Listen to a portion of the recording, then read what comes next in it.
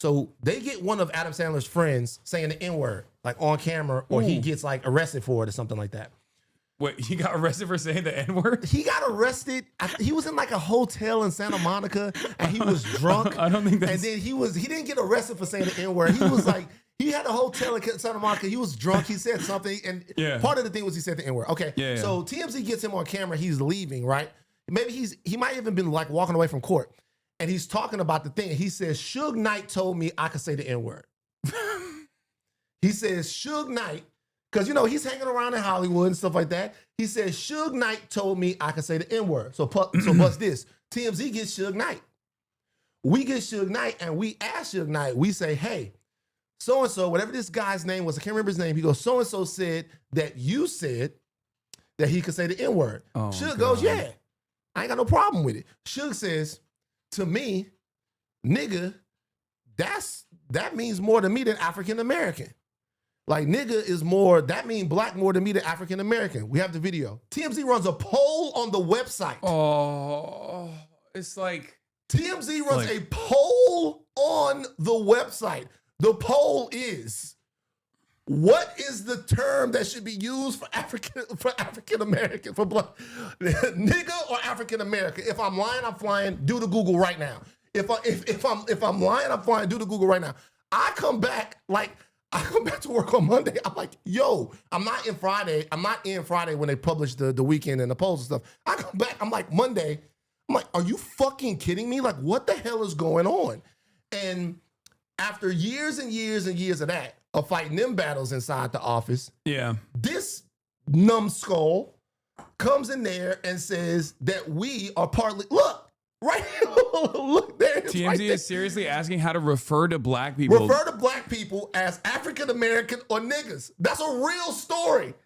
Now, that's a real story. So I'm in the office tripping, doing this for years and years and years, right? And then Kanye walks into the office and says that black people are complicit in their own slavery. I'm like, dog, stall me out. What you doing? I've had, do you know who FD Signifier is? Of course. So I've had many conversations with him about whiteness. Brilliant. Yeah, he's the man. Yeah. About whiteness. And I always say I'm white. And he always says that that's not the case.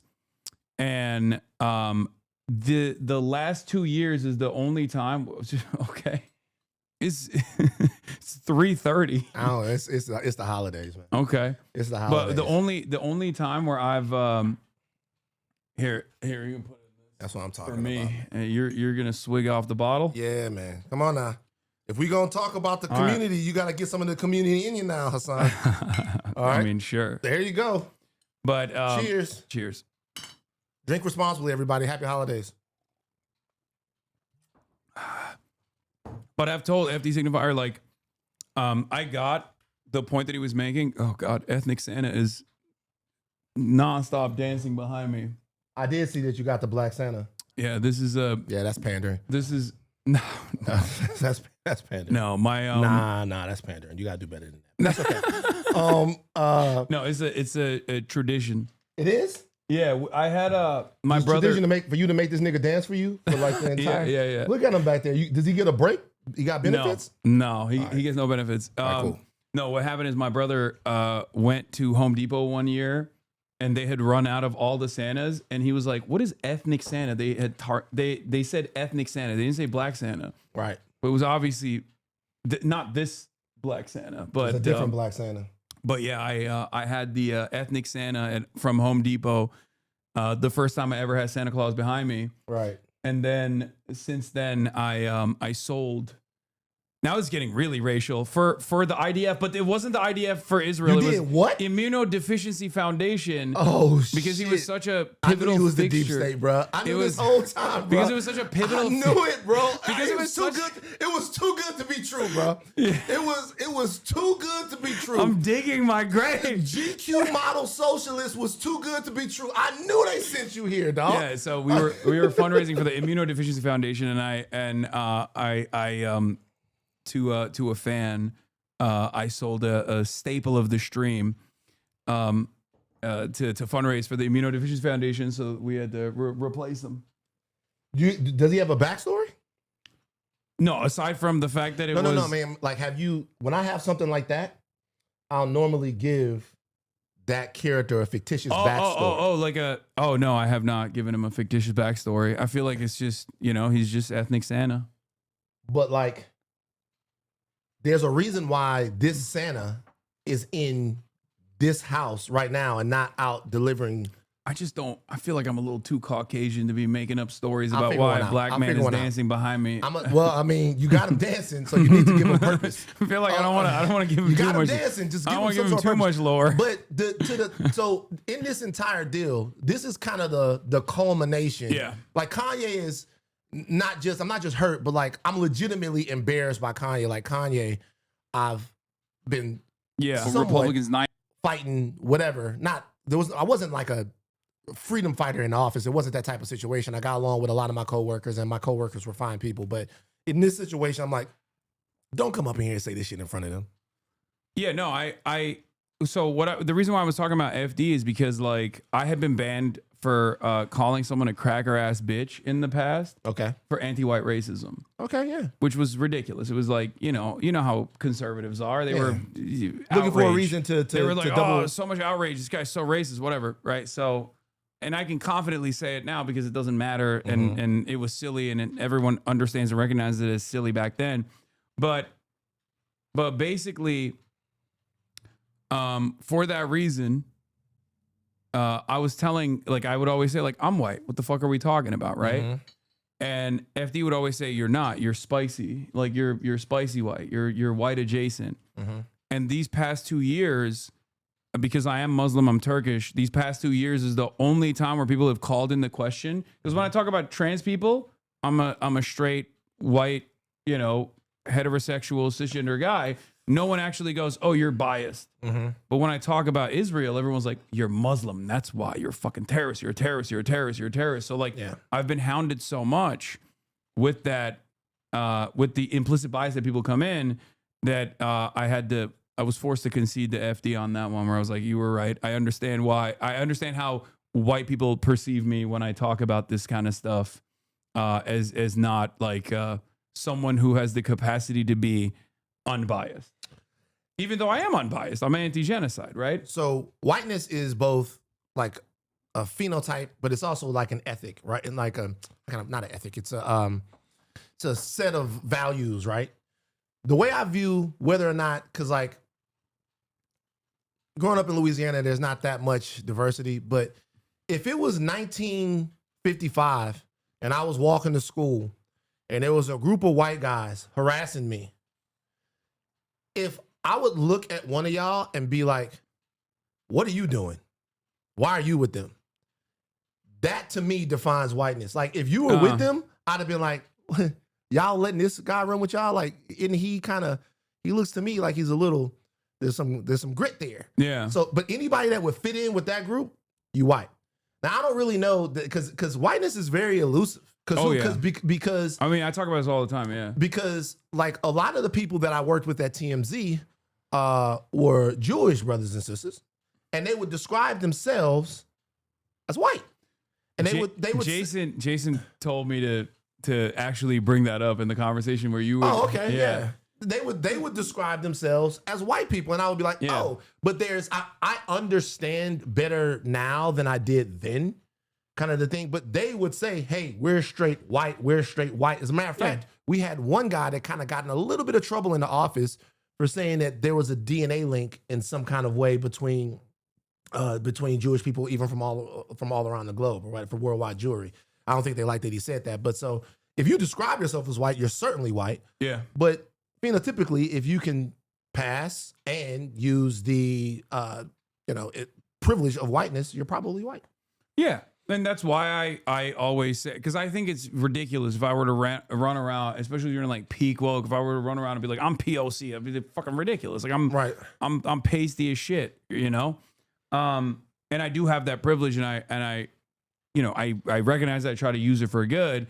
But then, you scratch the surface and then people go, actually, you're not a part of this in-group and we will actually consistently attack you. But the point I was trying to make is that like, that was when that is when I was forced to concede on that front, because it's like, you're only as white as white people see you. Right. Like as a part of the in-group. And actually, this is something I talk about with respect to Jewish people in America quite a bit recently, because the conversation on the right now is whether or not Jews are still white. And the conversation on the right now is whether or not white people are still white. Well, there's that part of it, because you have the Nick Fuentes, the Myron The Heritage Gaines, American, the Heritage the American fresh and situation, fit. yeah. But then there's also the other side of that story where, like, Nick Fuentes will, on the one hand, be like, I'm ethnic because my parents are, one of my parents is Mexican. But then also on the other hand, he's like objectively a white supremacist who said like miscegenation is akin to bestiality, right? Mm-hmm. So he's that person. But then also on the other side, they are arguing on whether or not Jews should still be considered a part of the in-group in general. Because whiteness is a socio-political construct. Right. It's just defined on what it isn't. And what it isn't is black. It's proximity to blackness. It's not about like, it's not a definable trait beyond like, even your skin color doesn't necessarily matter all that much, I think, personally. Because Albanians are white as fuck, but they're Muslim. Right. If you see an Albanian blonde blue eyes, you might think like that's a white person, but then you hear his name is like, Abdurrahman or something. You're gonna be like, oh, that's not a white guy. So basically, it's expanded throughout the years. Irish people first considered not white, then Italians even. Yeah, Italians, Polish people, Jews, and then all of these groups are now firmly in the white camp. And I guess the last version of this, the last group to come into the white category is Hispanics, broadly as a term, right? And we saw that reflected in the voting patterns as well, with people who were voting for Donald Trump and identifying with this whiteness. And now it's shrinking a little bit potentially. Well, now there's a course correction happening. So America is the country where the concept of whiteness was perfected, right? And so in these other countries that we have, like even the idea of the nation itself isn't that old, right? It's not that old of a thing.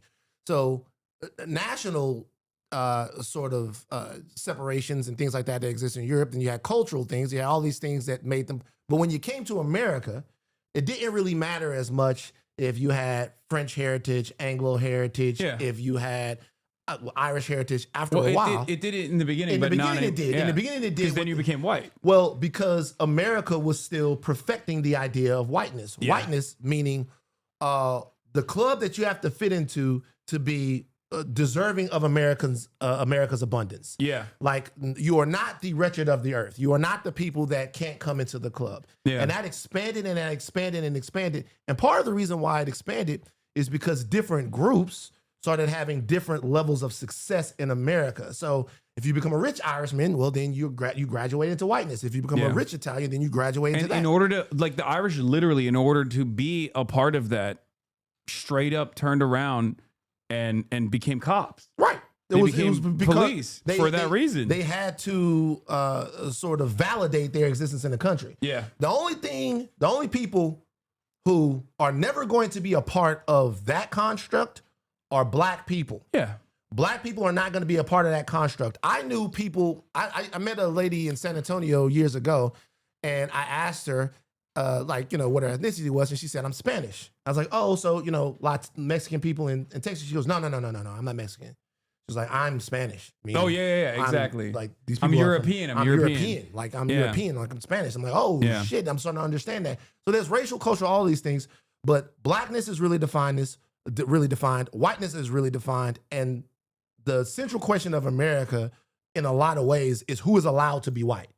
Yeah. And how that expands. Yeah. Now, it used to be that question was asked with an expansionist attitude, like who do we let into the club, the smoky room, cigars, all of that. Now they're going, too many people came in. Yeah. We're trying to shrink it now. And even amongst the white people. Yeah. The question becomes now, are you a heritage American? How far can you trace your lineage back? The crazy thing with that argument, I'll put a pin in it after that, is no white person that I know and hang out with, not one of them, can trace their lineage in this country as far back as I can. Yeah. Not one of them, not one white person that I know we go back all the way back. Like, a lot of my people were here before the country was founded. So, like, it's a weird dynamic to establish if it has any intellectual consistency. Yeah, it's like the Trump versus AOC equation. AOC's family from Puerto Rico has had deeper roots to the American mainland than Donald Trump has. Donald Trump is what, 2 generations removed from being in Germany. But if you ask people, Donald Trump is white. He's the president. Of course, he's a heritage American. He's a legacy American. Whereas AOC, well, she's brown, she's Latina, so like obviously she's less American than Donald Trump is. And that is the attitude, because it's still, I think, in the same way that people have evolved away from saying the N-word and instead say like thug or whatever, you know, this is an evolution of instead of representing white supremacist values openly, as the permission structure has like shrunk. It's a way to reinforce that same exact dynamic without actually saying it. Right. But it all still comes back to the same thing. And yes, you're absolutely right. Obviously, as I talk about all the time, whiteness is defined by what it's not. Right. And what it's not is black. Right. It's about proximity to blackness. It's the one drop rule. It's like, there's a reason why nobody thinks, Obama is another white president. They say Obama's the first black president. And that's because Obama is half black. This is some of the stuff that I love about Dr. King, because Dr. King has become this genteel Jesus figure that America has. Well, the whitewash version of the Dr. whitewash King. version of him, right? That America has used to extol the virtues of whatever. But Dr. King was a genius, and he was direct in his criticism of America. Direct in his criticism of America economically, socially, and politically. Even when you look at people would ask Dr. King, there's one clip where he talks about the Homestead Act and the millions and millions of land, the acres of land that were given to white peasants to settle so that America could expand during Manifest Destiny. When you juxtapose that with the conversation around reparations or the conversation around what black people are owed for their time of disenfranchisement and enslavement in the country, it's always such an interesting conversation, because you have, on the one hand, you have people saying, well, we weren't allowed to participate in the economy for hundreds of years. And then for time after that, anything that we got was taken from us. And then they go, well, we shouldn't just give you anything for that. And then Dr. King went, well, you did. You gave white peasants millions and millions and millions of acres of land to settle the land. And you also gave them what was under the land and on top of the land and all of that wealth. And also beyond that, white people did get reparations. Absolutely, for slavery. For slavery. Yeah, so white people are the only people in America that got reparations for slavery. Black people never got it, even though it was promised, 40 acres and a mule.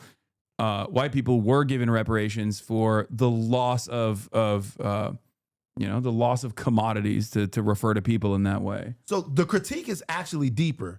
The critique is this, or the observation when you get deeper into it, is it makes sense to give, and this is the operating system of America, it makes sense to give millions and millions of acres of land to white people because we believe in whiteness so deeply that we know they're going to turn it into something beautiful.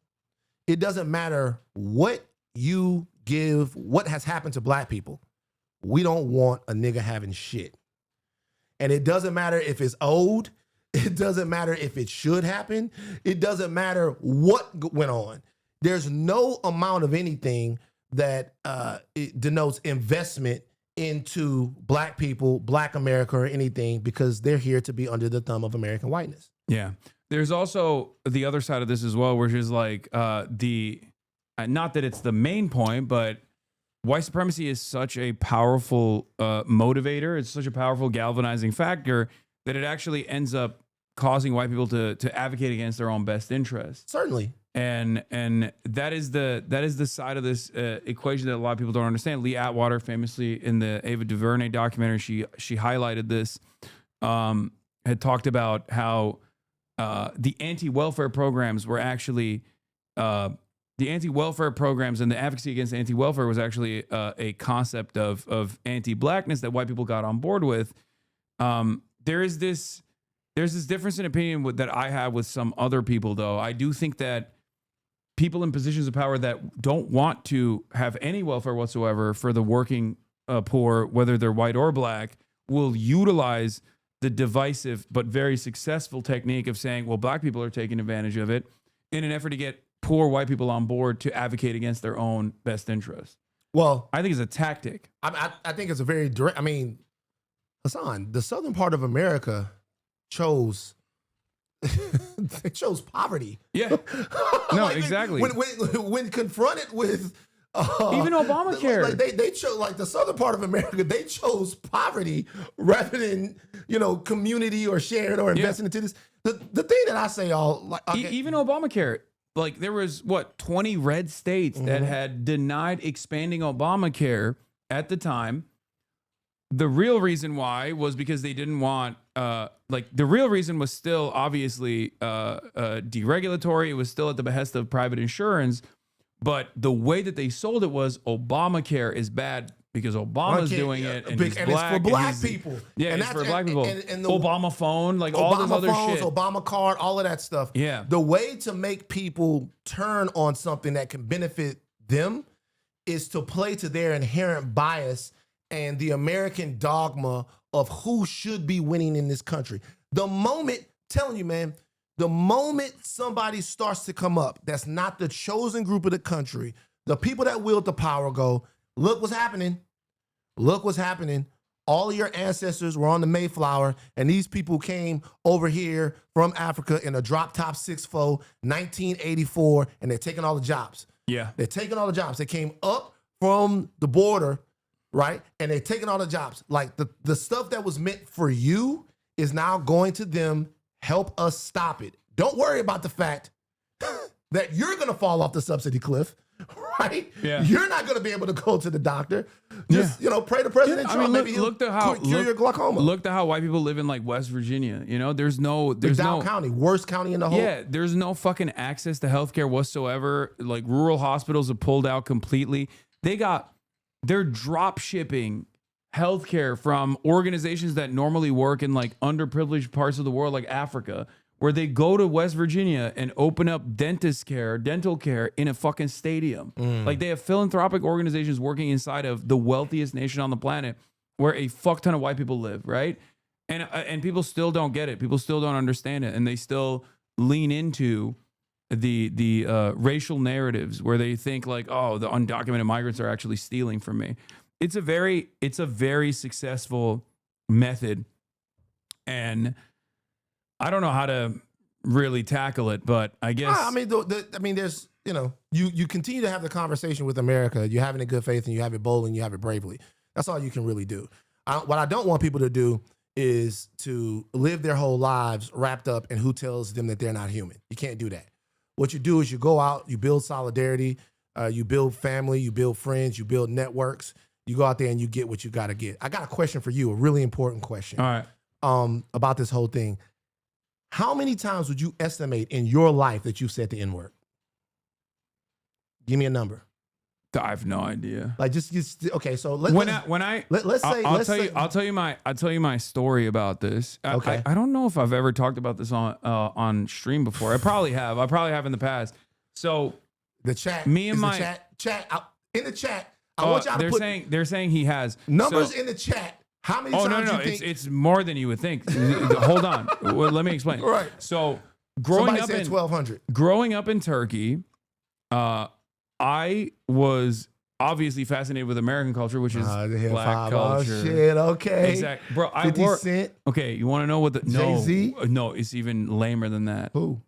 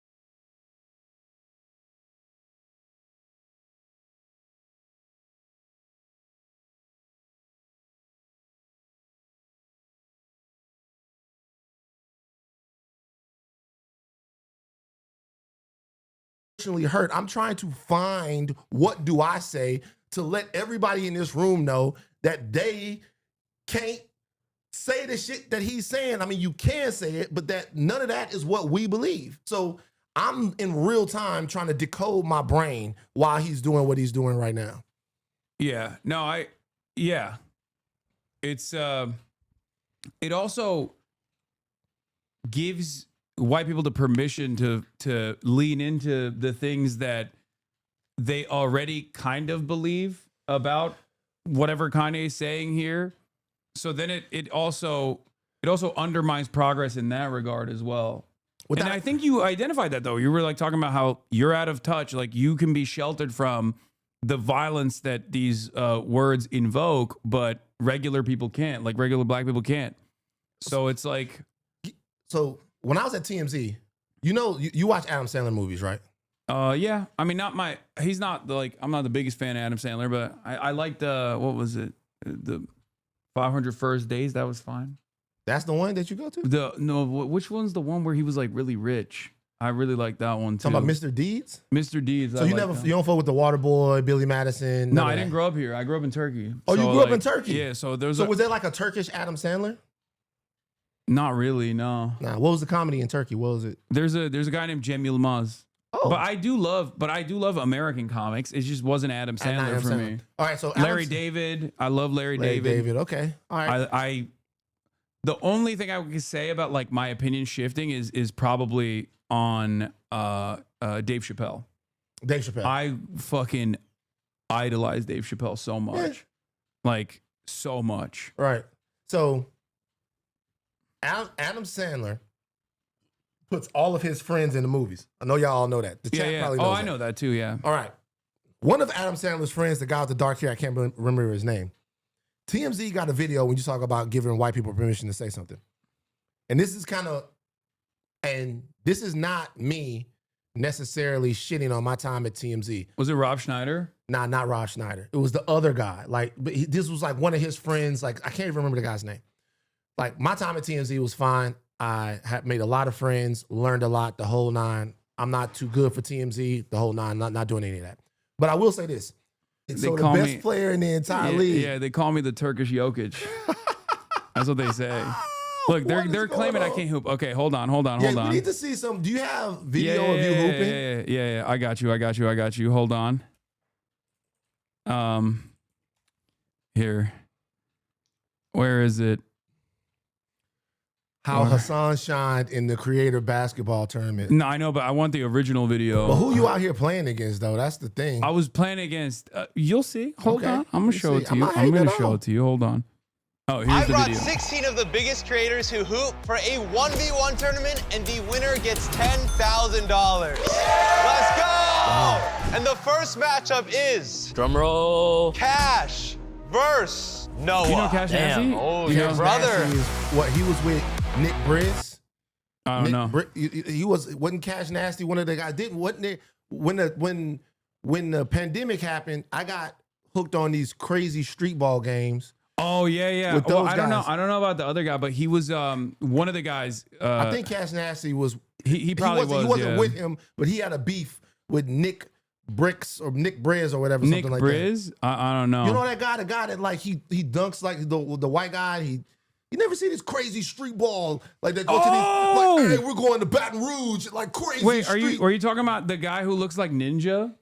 The white guy, the dunk guy, the dunk guy, yeah, he dunks. Oh yeah, so he had a beef with Cash Nasty. Oh, he did. Like, I was watching this. I was literally in Santorini, and I'm watching this stuff. Like, I got hooked on it over and over. There was a whole drama between Nick Briz and Cash Nasty. Nick was on there talking about look.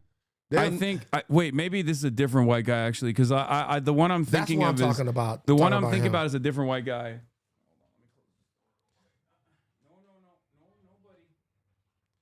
But he started off. He started off as a dude who he would do those videos like LeBron be like, and he would act like him when he was like dunking and trying to act like he's mimicking his player mannerisms, and then he became a street ball. I want to see you hoop though. Okay, so yeah. I just wanted to set it up for you so you understand like the competition is pretty fucking solid, right? Okay, yeah.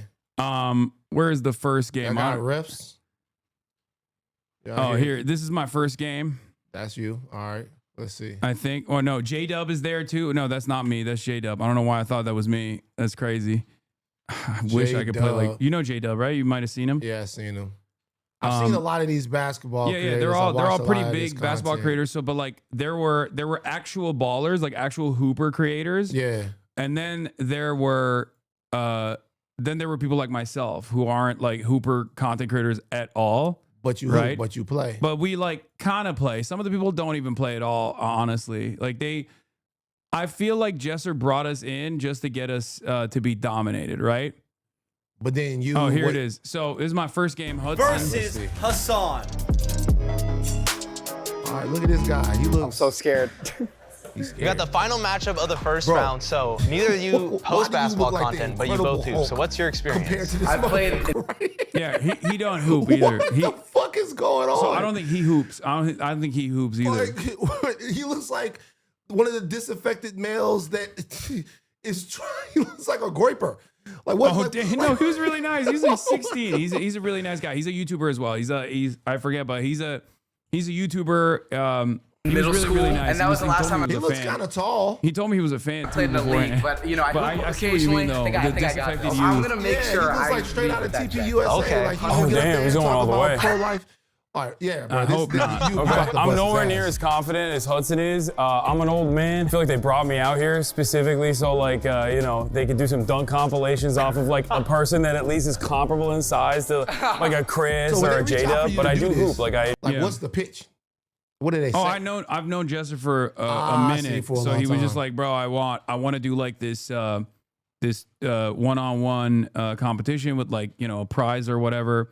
I obviously don't give a shit about you know, the prize money or anything, but I think it's like good. Hooping and play basketball. I love hooping, and also I think it's like a good way to put me out there that's not expressly political, because like all my content is politics, right? Right. But here, enjoy it. I'm just here to have. This is the first game, but it's not. Top of the key. Right. Bang! You left him open. Who do you got winning? I got Hasan as well. Hasan, I also he just got has more Hasan. confidence. Oh yeah, so I mean, you play a little bit. Okay, I've never really seen Hudson He's hoop. not bad. See, he's got He's a he's a lefty. He can play. He's a lefty. Whoa, bro, he can't score again, or I'm cooked. Oh, you bet on this game? Yeah, -6 Hasan. Taking it open. He's taking it. Bro, you gotta guard that, Hudson. You gotta step up. Another. Dude, he reminds me of like a 1960s power forward. 5-1. Yeah, you play in the big man game. good. Yeah. I play. Yeah. 6-1. I play like he a- is like a at plumber. game point. This guy's Like meat stressful. and potatoes. Yeah, it's definitely spin. stressful Oh, guarding oh, that man, move. Hasan, what? That is Oh no, I can use my left too. I can use That my was a- left as well. So Alright. that was 7-1, right? That was my first game. Yeah, But let then me but see then you the play somebody real black. one, but the real. Yeah, let me see you play somebody black. Put a Oh no, this is gonna. put a black American up there. Okay, well, Let's see, I'm just letting you know. because I it's just saw you dominate the heartland. Let's see if you could dominate the streets. You know what I'm saying? Oh, it's coming. I want to see it. Okay, you about to play him? My charity event that I did taught me how to shoot a three-pointer. If not, finals. yes, sir. What He is came to you my about what, charity 6'1"? event that I London. did, taught me how to He's shoot a 6'10". three-pointer, basically. You taught him how to 6'10". play. So this is wait, is this teacher versus the Actually, put a student black right guy now? out there, I mean, I you put a guess, Nike but up there. the only thing I have on. Navi. Okay, I do wanna. No caveats. No, Let just- the video speak for itself. okay. What's the caveat? The caveat is actually Chris plays very differently now than he did here. On him is potentially But you'll posting see him why. down. He's a better shooter than me. He's faster than me. He's better on D. It's gonna be tough. Okay, let's see what happens. You know what I like, though? I like this content. Yeah, Jesser does great basketball content. He's taking this very seriously. He's getting the player perspectives, the whole nine. I like the content. Chris as well. I don't know. Hasan had such a dominant performance, and Chris almost didn't make it here. Yeah, if anyone can back down Chris, it will be Hasan, I would say. He's strong. He's playing a little outside game. Honestly, I got Chris as well. Boom. Oh my God, the bank Gotta call that three. bank, but- He's already doing better than he predicted he would. Give me another one. I thought it was gonna be a skunk Top. at this point. Shot. Another bank. Another no bank? way. Yeah, 2 banks. No way he banked it in again. No, that's not With the the MJ craziest one. Selly. Just wait. Can't leave Hasan open Or at the nothing. top. He's actually got most of his points off the check. Give me another one. No way. They look good. If he hit that one, my goodness. One dribble pull up. Just wait. one dribble he pull. does a one dribble pull. Doesn't work. Oh my God! The crowd is stunned. We're all stunned. Oh, this guy right here.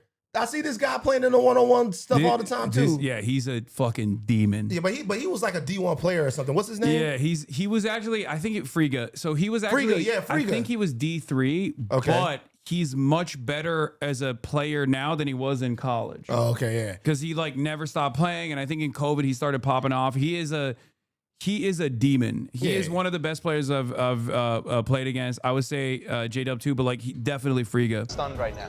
What is happening right now? Can Chris this is make the gonna be 7-0 like a- comeback? Hasan just needs one more. Oh, 3 banks. Skunked him. 3 banks, 8-0. Skunked him.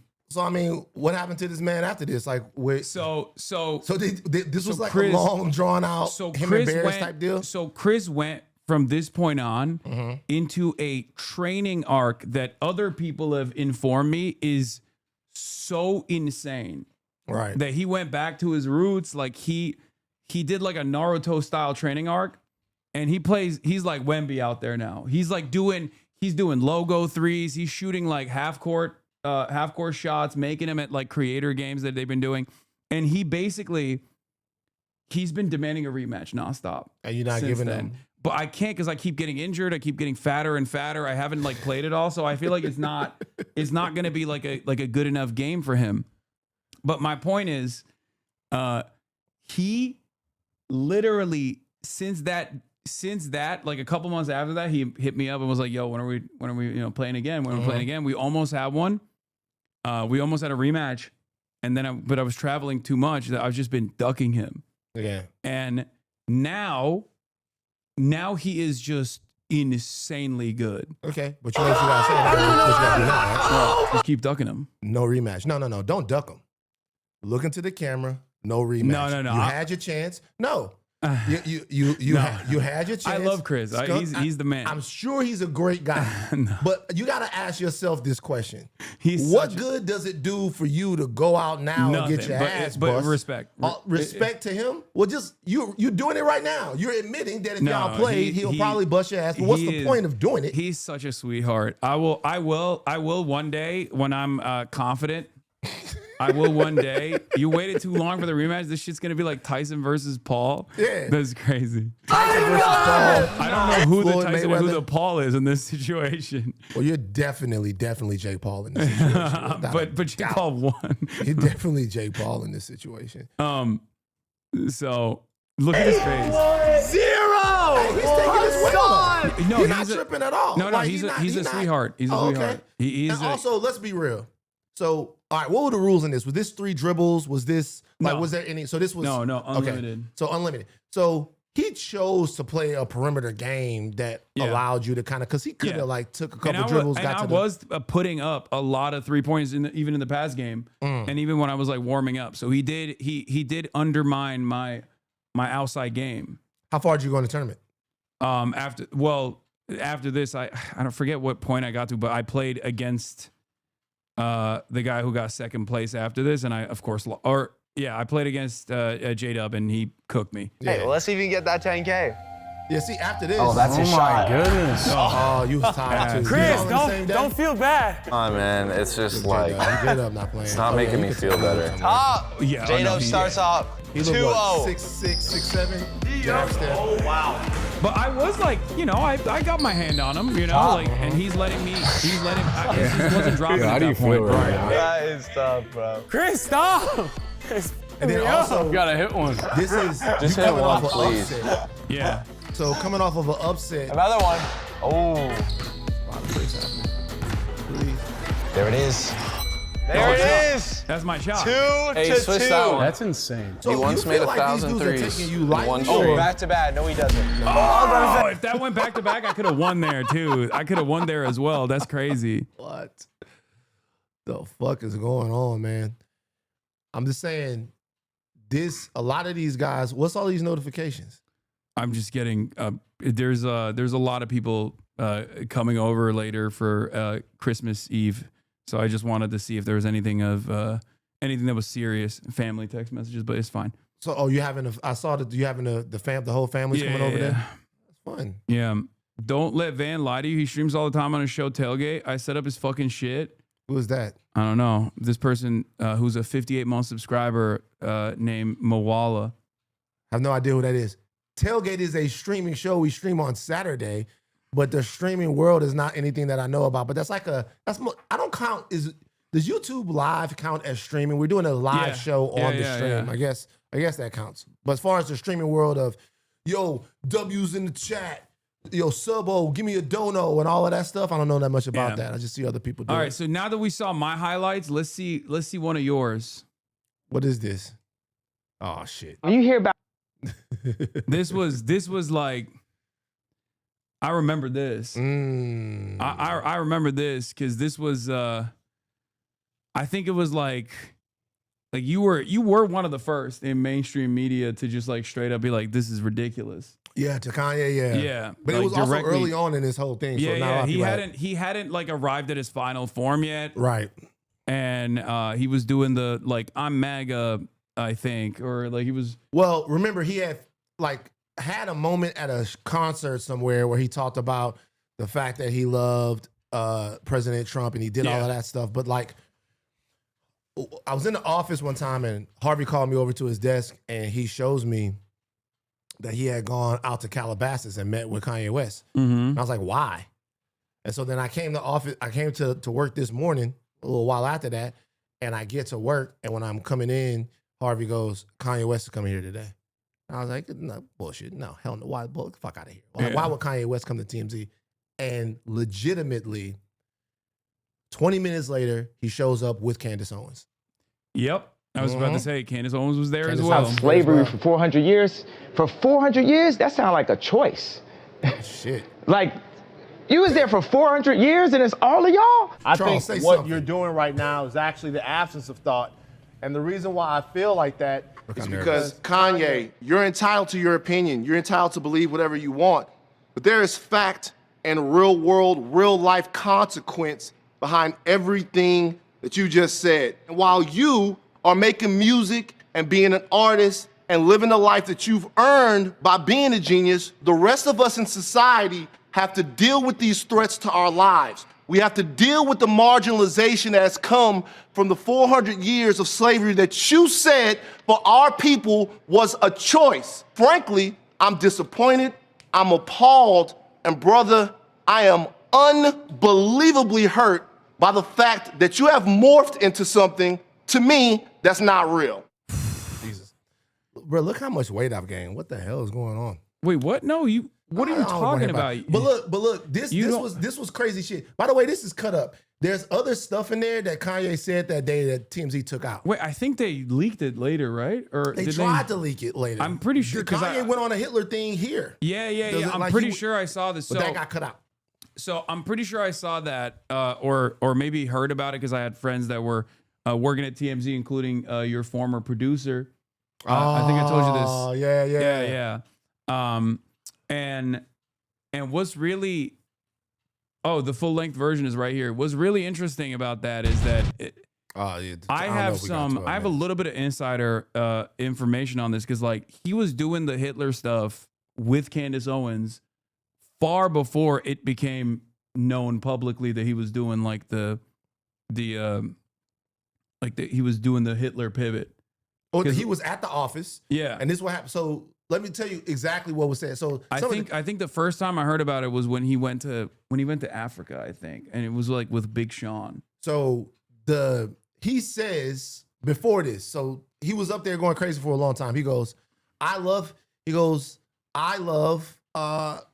everyone. And then he goes, I love everyone. Then he goes, I love Hitler.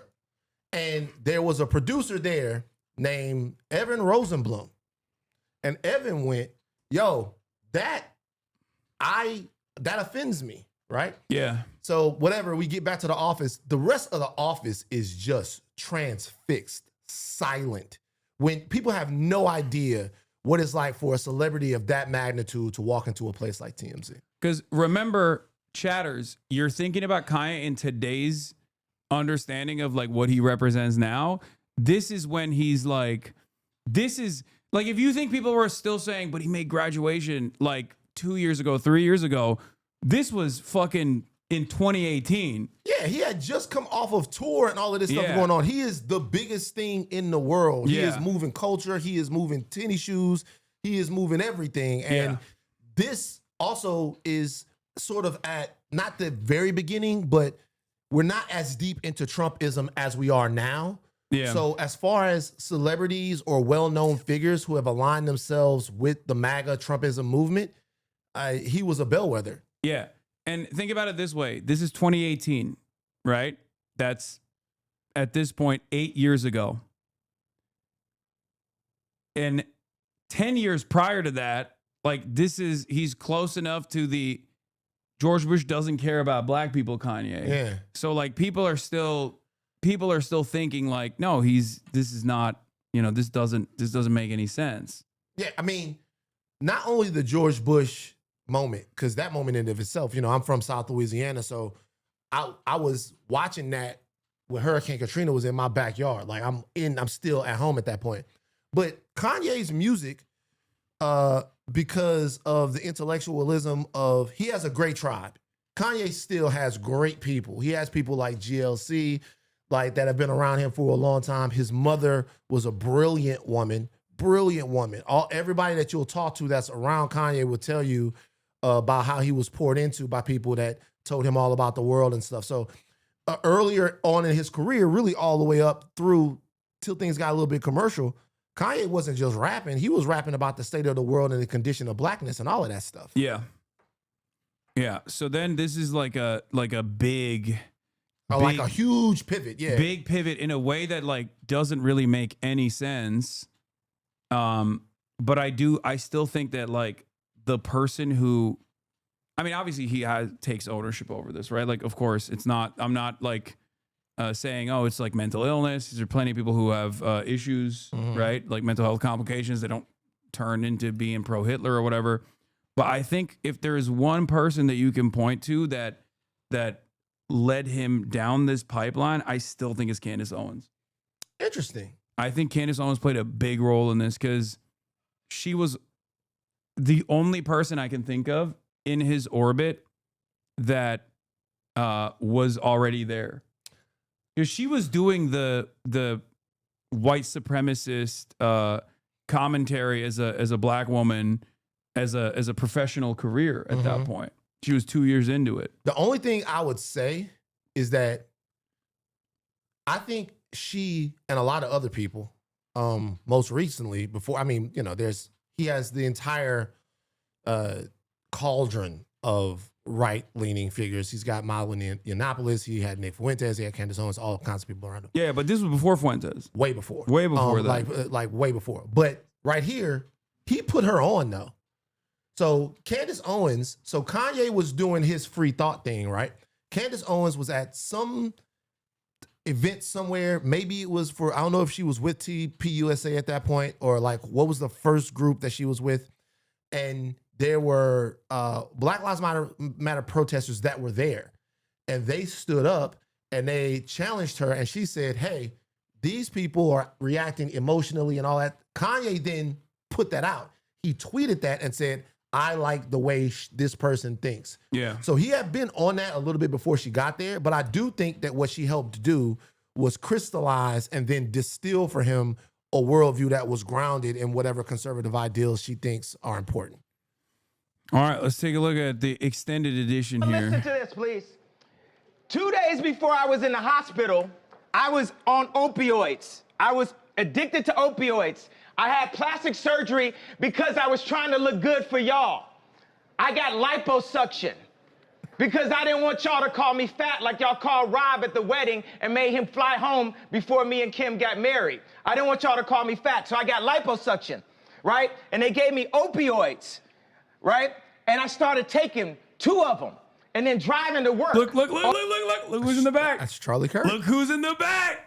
I'm so excited. You guys see his fucking gummy ass grin even behind that fucking phone. That is Charlie Kirk. Now, here's the deal. It took somebody It took somebody like a couple of weeks ago. Someone goes, "You've met Charlie Kirk before," and I go, "No, I haven't." Oh, you had forgotten? I did not in any way remember that he was there. Yeah. This was still kind of early on. She was kind of buzzing and Brent, like it was, I did not remember in any way that he was there. And I'm on the phone with somebody from TMZ. He's like, man, he came to the office. And I'm like, what? When?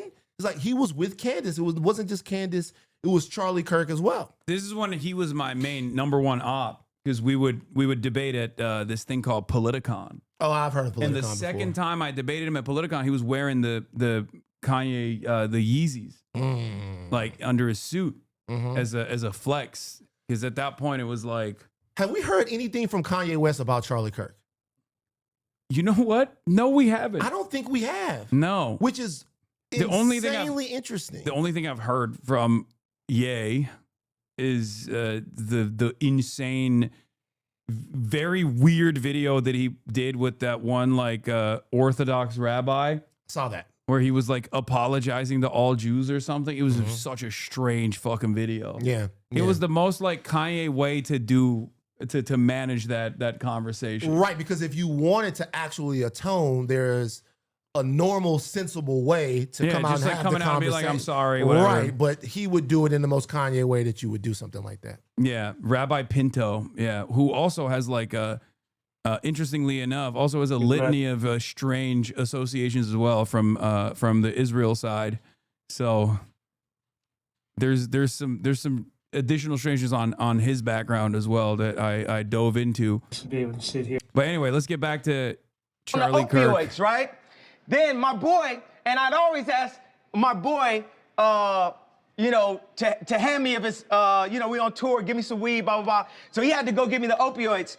And there was talks amongst my camp, like Ye's popping pills, right?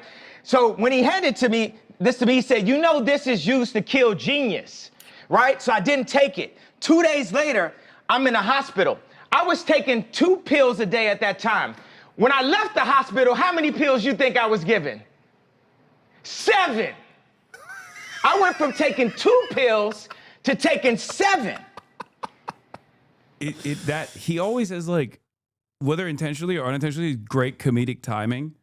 Because like that reminds me of when he was like, I had a doctor. I won't say what kind of doctor. He was Jewish. Yeah. Here's the thing. Kanye and Trump are the same guy.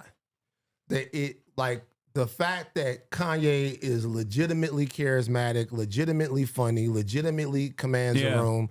I mean, Trump doesn't have one iota of the artistic genius that Kanye had. But Kanye and Trump, the way this, when y'all are watching this, don't pay attention to everything else, like to what he's saying. You could if you wanted to, but it's like gibbly gosh. Pay attention to the legitimate trance that he has the office in. Yeah. He said a couple of things in this. After a while, I'm really feeling like, yo, y'all dead ass right now? He just gonna like say all of this stuff. Nobody gonna say nothing? Well, I mean, I do give Evan credit. But there's a lot of white liberals in that room, and they're not gonna. Not as many liberals as you would think are in that room right now. Okay. So the reason why I dropped those tweets and everything, because I was drugged the fuck out, bro. And I'm not drugged out. These pills that they want me to take 3 of a day, I take 1 a week, maybe 2 a week. Y'all had me scared of myself, of my vision. So I took some pills so I wouldn't go to hospital and prove everyone right.